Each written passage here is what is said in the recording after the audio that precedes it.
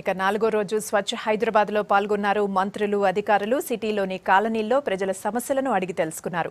చీపుర్లు పట్టి చెత్త ఊడ్చారు. స్వచ్ఛ హైదరాబాద్కు ప్రజలంతా ముందుకు రావాలని పిలుపునిచ్చారు. అలాగే ప్రతిరోజు కాలనీలను పరిశుభ్రంగా ఉంచుకోవాలని సూచించారు. ఆ తర్వాత కాలనీవాసులతో ప్రతిజ్ఞ చేయించారు. ఇంత మనం బంజారా హిల్స్ ఇంత పాష్ ఏరియాగా చెప్పుకునేటువంటి ఇటువంటి చోటనే అసలు సివరేజ్ మాస్టర్ ప్లాన్ లేదు. అది చేయాలంటే దాదాపు 300 కోట్ల రూపాయలు కావాలి. దానికి డిపిఆర్ సిద్ధంగా ఉందనేటువంటి విషయాన్ని వాళ్ళు చెప్పారు.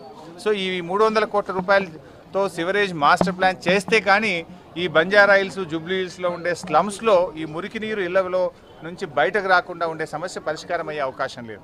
సో దీనికి డెఫినెట్గా ప్రభుత్వం దృష్టికి, గౌరవ ముఖ్యమంత్రి గారి దృష్టికి తీసుకుపోయి ఈ సమస్యను కూడా మేము పరిష్కారం చేస్తాం. అంటే ఏ సమస్యలు అయితే ఈ 5 రోజుల కాలంలో మా దగ్గరికి వచ్చాయో వాటన్నిటిని కూడా మేము క్రోడీకరించుకుంటాం. కొన్ని చోట్ల స్కూల్ అడిగారు, కొన్ని చోట్ల మాకు ఎస్ఎస్సి వరకు కావాలి, 5వ తరగతి వరకే ఉందన్నారు, కొన్ని చోట్ల కమ్యూనిటీ హాల్స్ కావాలన్నారు, అంగన్వాడీ బిల్డింగ్స్ అడిగినారు. ఇక్కడికిక్కడ చేయగలిగేటువంటి కొన్ని చేస్తూనే ఈ కేటగిరీ వైజ్గా చేసుకొని ప్రతి వారం కూడా దీన్ని రివ్యూ చేసి దశల వారీగా వీటిని తప్పకుండా అమలు చేసేదాకా కూడా మా యొక్క బాధ్యత కొనసాగుతుంది. మరి ఒక మంచి నగరంగా తీర్చిదిద్దే ప్రయత్నము మొదటిసారిగా జరుగుతూ ఉంది. ఎన్నో ప్రభుత్వాలు వచ్చినాయి, ఎంతో మంది ముఖ్యమంత్రులు వచ్చిండ్రు, ఎంతో మంది మంత్రులుగా పనిచేసిండ్రు, కానీ ఎవరు కూడా ఈ రకంగా ఆలోచించలేదు.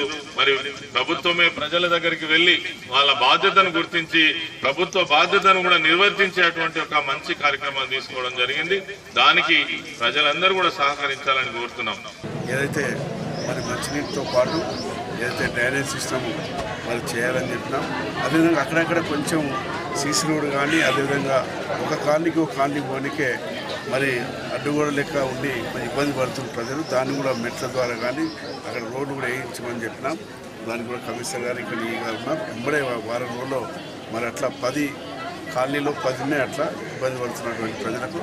ఆ 10టిని కూడా మెట్లు కట్టడమా లేకుంటే కొన్ని దగ్గర రోడ్లు వేయడమా అట్లా చేయమని చెప్పినాం.